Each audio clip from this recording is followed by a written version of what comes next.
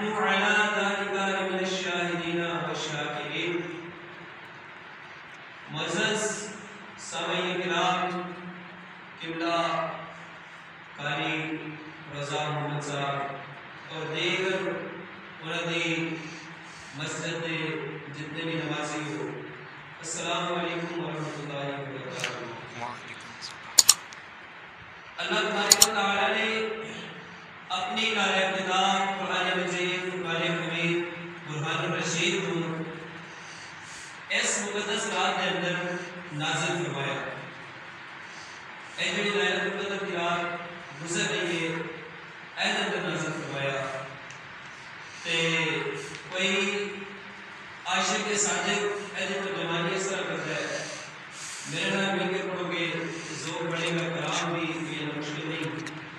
ذرا خود ہی زبانی پڑھ لیا، پھر اس کے بعد انشاءاللہ دو چار کلام رکھنے، پھر کیونکہ مفتی صاحب کی مسجد جانا ہے.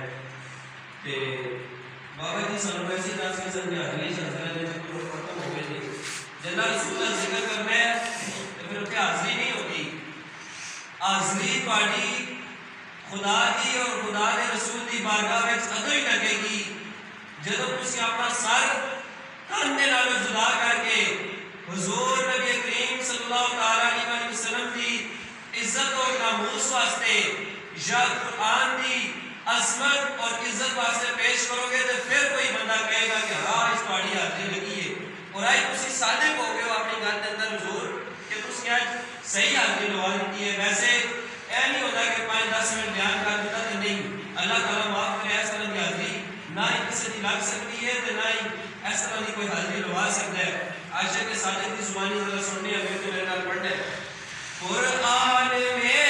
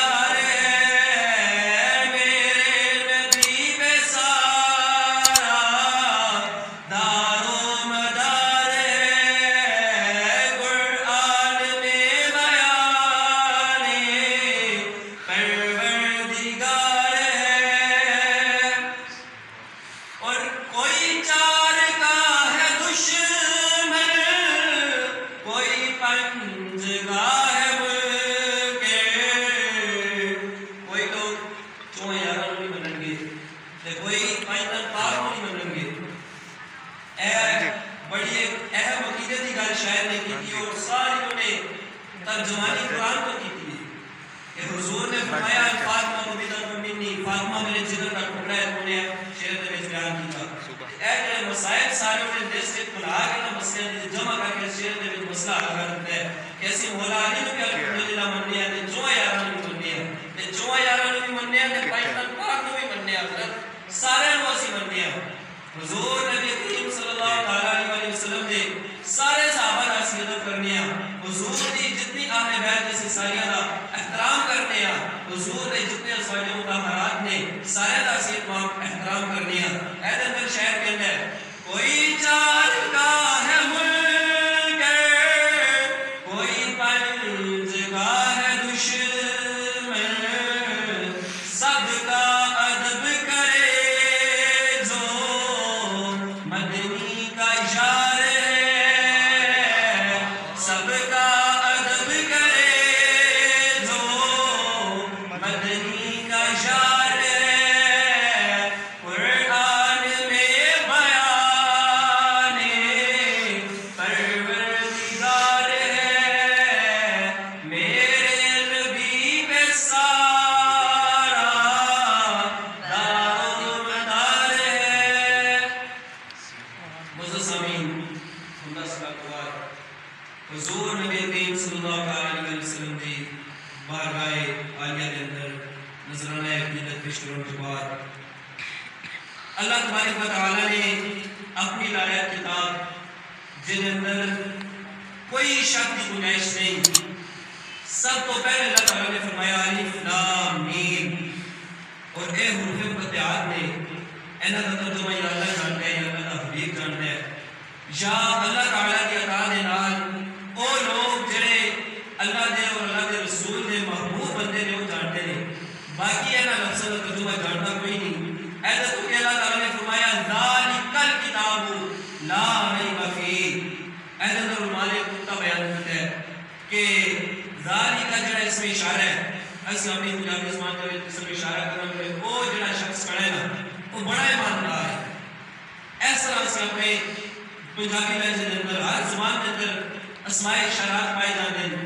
عربی کے اندر بھی اس طرح اسماء اشارات پائے جاتے ہیں. الذی اللذانی اللذینی اللہ کی اللہ والی امام قیم ذالک یہ وہ اللہ سے اللہ کے پھر ویسی یہ کتاب جس میں کوئی شک نہیں.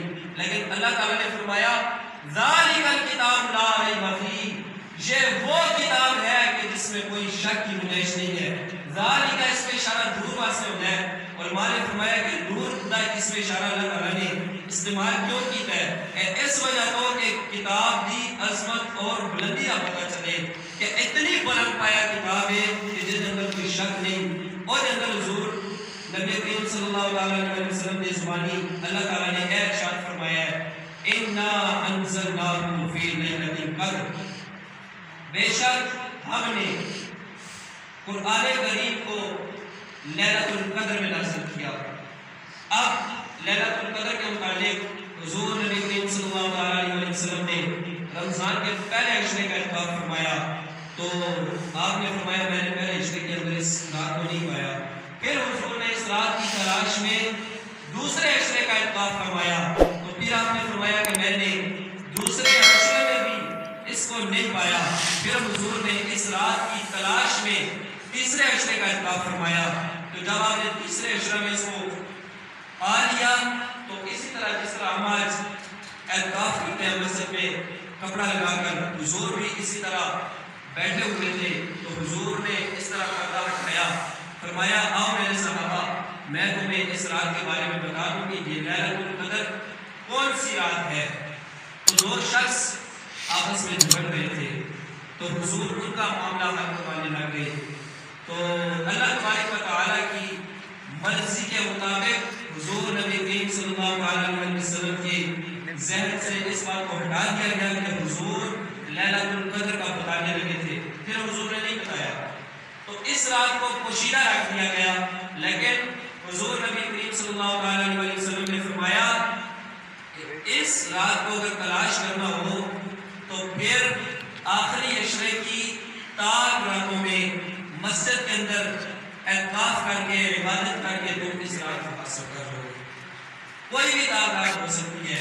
لیلۃ القدر کی علماء کرام نے کافی نشانیاں لکھی ہیں کہ جس رات ہلکے ہلکے بادل ہو، جس رات نہ اتنی گرمی ہو نہ اتنی سردی ہو، اس طرح کی متعدد باتیں اس رات کے متعلق آتی ہیں. لیکن وہ رات کوئی بھی ہو، عظمت اس کی یہ ہے کہ اللہ تبارک و تعالیٰ نے اپنی لایق کتاب کو حضور نبی کریم صلی اللہ علیہ وسلم پر اس رات نازل فرمایا ہے. جس رات قرآن نازل ہوا وہ رات لیلۃ القدر کی رات تھی. اب کچھ علماء کرام اس کے بارے میں یہ بھی کہتے ہیں کہ جو سورہ قدر ہے اس کے اندر لفظ لیلۃ القدر یہ 3 مرتبہ استعمال ہوا ہے. اِنَّا أَنزَلْنَاهُ فِي لَيْلَةِ الْقَدْرِ وَمَا أَدْرَاكَ مَا لَيْلَةُ الْقَدْرِ لَيْلَةُ الْقَدْرِ خَيْرٌ مِّنْ أَلْفِ شَهْرٍ. یہ جو لیلۃ القدر ہے اس لفظ کے جو الفاظ ہیں یہ 9 بنتے ہیں. لیلۃ القدر کے لام شا لام کا الف لام کا دال را لیلۃ القدر یہ ٹوٹل ایک لیلۃ القدر کے الفاظ 9 بنتے ہیں. اور اس سورت میں 3 مرتبہ یہ الفاظ ذکر کیے گئے ہیں. علماء فرماتے ہیں کہ یہ بھی اس طرف اشارہ ہے کہ 9 کو اگر 3 سے ضرب دیا جائے تو یہ 27 کا عدد بنتا ہے. تو یہ جو 27 کی رات ہے اس کے اندر اللہ تبارک و تعالیٰ نے قرآن کریم کو بھی نازل فرمایا. اور یہ لیلۃ القدر کی رات ہے کہ جو رات ہزاروں سالوں سے افضل اور اعلیٰ ہے. اس رات کے اندر جو عبادت کرے فجر کے طلوع ہونے تک جب تک سورہ صادق طلوع نہ ہو جائے آسمان دنیا سے فرشتے اللہ تبارک و تعالیٰ کی رحمت لے کر زمین پر نازل ہوتے رہتے ہیں. اور اللہ تبارک و تعالیٰ کی عبادت کرنے والوں پر وہ اپنے رحمت کے پر نیچے کو ڈھانپے رکھتے ہیں. اور اللہ تبارک و تعالیٰ کی رحمت پوری رات نازل ہوتی رہتی ہے یہاں تک کہ پھر صبح صادق طلوع ہو جاتی ہے. اور جب صبح طلوع ہوتی ہے تو پھر اس رات کا سلسلہ ختم ہو جاتا ہے. اور اس رات کو پوشیدہ کیوں رکھا گیا؟ واضح فرما دیتے کہ جس طرح لیلۃ الشب برات ہے، شب معراج ہے، اسی طرح عید الفطر کی رات ہے، عید الاضحیٰ کی رات ہے، اور دیگر عبادت کی جتنی بھی راتیں ہیں ان کی نائز کو بھی واضح فرما دیتے. واضح اس لیے نہیں فرمایا، علماء فرماتے ہیں کہ اگر اس رات کو واضح کر دیا جاتا تو جس طرح اس کے اندر ایک نیکی کرنے کا ثواب ہزاروں سال نیکی کرنے کے برابر ہے، الف شہر ہزاروں سال، تو پھر اس کے اندر اس رات اگر کوئی شخص ایسا بدبخت اور بدکار جو کسی گناہ کا ارتکاب کر بیٹھتا تو اس کا گناہ بھی پھر ہزاروں سال کا لکھا جاتا. اللہ تبارک و تعالیٰ کی رحمت دیکھے، اللہ تبارک و تعالیٰ کے اپنے بندوں پر شفقت دیکھے، حضور نبی کریم صلی اللہ علیہ وسلم کی مہربانی دیکھے کہ رحمت تو 1000 سال کے برابر لکھی جائے گی، لیکن اگر کوئی شخص گناہ کر دیتا تو پھر وہ بھی ہزاروں سال کا لکھا جاتا تھا. اس لیے اس کو پوشیدہ رکھا تھا کہ کسی کو پتہ ہی نہ چلے کہ کب یہ شب گزر گئی. لیکن اہتمام کرنا چاہیے اس میں، اپنے زندگی کے سابقہ گناہوں سے معافی مانگنی چاہیے، تو توبہ استغفار کرنی چاہیے، اس رات میں عبادتیں کرنی چاہیے. ایک آپ سماعت فرما لیں، قبلہ کی جانب ٹانگیں کر کے لیٹنا یہ حرام ہے. اس کے بارے میں یہ کہا گیا ہے کہ قبلہ کی جانب جو ٹانگیں کر کے لیٹے نا اس کو دستک دے دو، جگا دو کہ آپ قبلہ کی جانب ہے. لیکن علماء کرام کا یہ فتویٰ ہے کہ جو قطب کی جانب جو قبلہ تین ہے، پرانا قبلہ ہے ہمارا بیت المقدس، اس کی جانب جو ٹانگیں کرے اس کو جگانے کا بھی حکم نہیں ہے. کلاڑی لا کر اس کی ٹانگیں کاٹ دو. قبلہ کی جانب، قبلہ کی عزت و تقریب یہ ہے. ایک دفعہ حضرت سفیان ثوری اللہ تبارک و تعالیٰ کے بہت بڑے جلیل القدر ولیوں میں سے ہیں. آپ ایک دفعہ ٹیک لگا کر مسجد میں اس طرح بیٹھ کے تو اللہ تبارک و تعالیٰ نے ان کو آواز دی حالت غیبی سے فرمایا ہے سفیان سوری، سور بیل کو کہتے ہیں عربی میں، فرمایا ہے سوری تم جب دنیا کے بادشاہوں کے ساتھ جا کر بیٹھتے ہو تو اس طرح بیٹھتے ہو، اللہ تبارک و تعالیٰ کی بارگاہ میں جب آؤ تو نہایت عاجزی اور انکساری کو ساتھ لے کر اور زمین پر اکڑ کر چلنے سے منع فرمایا گیا ہے۔ اسی لیے منع فرمایا گیا ہے کہ جو بندہ اکڑ جاتا ہے وہ پھر کٹ جاتا ہے، اس کے پھر جو ٹانگیں لمبی کرے گا اللہ تبارک و تعالیٰ کی بارگاہ میں پھر اس کی ٹانگیں کاٹ دینے کو عاجزی کے ساتھ ہی۔ ہم ہیں کیا ہے؟ اللہ تبارک و تعالیٰ نے ہمیں پیدا جب کیا نا تو فرشتوں نے اللہ تبارک و تعالیٰ سے یہ کہا تھا کہ مالک قدوس تیری ہم سلام بیان کرتے ہیں، جن کو تو پیدا کر رہے ہیں زمین میں فساد کریں گے، خون پائیں گے، خون ریزیاں کریں گے۔ فرشتوں کو کیسے پتا تھا کہ ابھی انسان پیدا نہیں ہوا تو پہلے ہی انہوں نے ساری بات بتا دی کہ ہم خون ریزیاں کریں گے اور خون پائیں گے، قتل و غارت کریں گے۔ علماء فرماتے ہیں کہ انسانوں سے پہلے ہزاروں سال اس زمین پر جنوں کی حکمرانی تھی اور بادشاہ تھی اور وہ اس زمین پر رہتے تھے، تو فرشتوں نے بارہا مرتبہ ان پر اللہ تبارک و تعالیٰ کا عذاب نازل کیا ہوا ہے۔ جب بھی وہ حد سے بڑھتے سرکش ہو جاتے تو اللہ تبارک و تعالیٰ فرماتا جاؤ ان جنوں کی بستی کو اٹھا کے زمین میں دسا کے آ جاؤ۔ اس لیے فرشتوں نے یہ کہا تھا، لیکن اللہ تبارک و تعالیٰ کا مقصود کچھ اور تھا۔ فرمایا فرشتوں میں انسان کو اس لیے پیدا نہیں کر رہا ہوں کہ وہ خون ریزیاں کریں گے، وہ خون پائیں گے، یہ انسان آپس میں ایک دوسرے کے ساتھ پیار اور محبت اور الفت کریں گے، ایک دوسرے کے ساتھ ہمدردی کریں گے۔ میں چاہوں تو پتھر سے بھی انسانوں کو پیدا کر لوں، لیکن ایک انسانی وجود سے ان کو پیدا کرنے کا مقصد یہ ہے کہ ان کے اندر باہمی اتفاق، اتحاد، پیار، محبت اور الفت ہو۔ اس لیے ایک شاعر نے کہا کہ درد دل کے واسطے پیدا کیا انسان کو، ورنہ اطاعت کے واسطے کچھ کم نہ تھے وہ میاں۔ ہم انسان ہیں، ہمیں اللہ تعالیٰ نے پیدا فرمایا ہے، کبھی نماز پڑھتے ہیں، کبھی ترک ہو جاتی ہے، ہماری غفلت ہے، ہماری کمزوری ہے، ہمارا گناہ ہے۔ فرشتے جن کو اللہ تعالیٰ نے پیدا کر کے جس چیز کا حکم دے دیا قیامت تک اسی میں لگے ہوئے ہیں، ایک لمحے کی بھی اللہ تبارک و تعالیٰ کی وہ کوتاہی نہیں کرتے حکم میں۔ لیکن اللہ تبارک و تعالیٰ نے انسانوں کو پیدا اس لیے فرمایا کہ یہ ایک دوسرے کے ساتھ بھی اور میرے ساتھ بھی، کچھ ایسے لوگ ہوں گے جو میرے ساتھ بھی ہم کلام ہوں گے، کچھ مجھے بھی عزیز ہوں گے، کچھ میرے بھی محبوب ہوں گے، اس لیے میں انسانوں کو پیدا فرما رہا ہوں۔ فرعون نے جب کہا نا انا ربکم الاعلی، میں بڑا رب ہوں، تو اللہ تبارک و تعالیٰ کی رحمت جوش میں آ گئی، مسکرانے لگی وہ ذات۔ فرمایا یہ انسان جس کو میں نے پیدا کیا ہے آج وہ یہ دعویٰ کر رہا ہے کہ فقال انا ربکم الاعلی، میں بڑا رب ہوں۔ اللہ تبارک و تعالیٰ کی رحمت مسکراتی نہیں کہ انسان اتنی چھوٹی سی چیز ہے تو کتنے بڑے دعوے کر رہی ہے۔